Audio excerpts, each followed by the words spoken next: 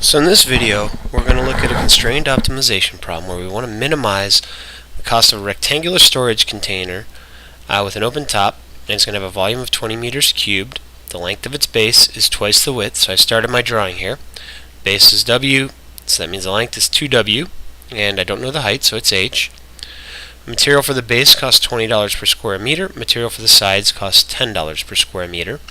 We want to find the cost of the cheapest such container. So, before I pull this away, how I came up with my equations. Well, the volume of this is 2W squared H, and according to the problem, it had to be 20 meters cubed. For the cost, well, the base is 2W by W, so that's 2W squared, times $20, so that's where the 40W squared came from. The left and the right side, their area is 2WH, and there's two of them, so that's 4WH, times $10 per square meter. That's where the 40WH came from. And the front and back are WH for an area. And then there's two of them, so 2WH times the $10 per square meter is where the 20WH came from. And so simplifying a step is what I got. Okay, so we're going to solve this using Lagrange multipliers, which means we need our partials of both our objective function. So C sub W equals 80W plus 60H, and C sub H, now we take the partial with respect to H, that's the only term with an H in it, it's 60W.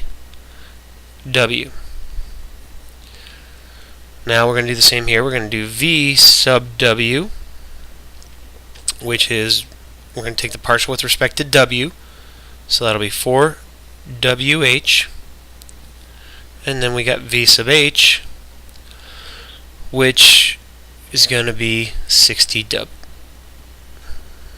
Sorry, V sub H, which is going to be 2W squared. So we'll set up our system. So we have 80W plus 60H equals lambda times 4WH.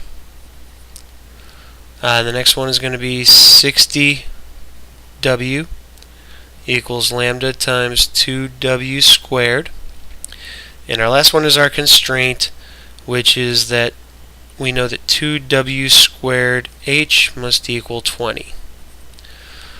Now, there's a whole bunch of ways that may be useful for solving the system once you create it. What I noticed is this one might be easy to solve because I could solve it for W. So let's solve this guy here for W. So we can divide both sides by a W. And so to solve for W, all I got to do is divide by lambda 2 on both sides. So I'm going to get W equals 60 over 2 lambda, or 30 over lambda. Okay. Well, you know what? That might be useful because what I can do is I can sub that W in for this one, and I'm going to be able to get rid of lambda. So let's see what happens when I do that. So I'm going to write this over here. I've got 80W plus, I'm going to leave the W in this one, equals lambda 4 times 30 over lambda times H. So the lambdas cancel, and I end up with 80W plus 60H equals 4 times 30 is 120H. Subtract the 60H off of both sides, and I get 80W equals 60H. And now, what I can do, this didn't give me W or an H, but it did give me the relationship between the two. So I'm going to solve this for H so I can plug it in here. So I'm going to divide both sides by 60, and I get H equals 4/3 W, so that I can plug it into this guy. So, sorry, this is getting a little messy, but we have 2W squared times 4/3 W equals 20. So what I have is 8/3 W cubed equals 20.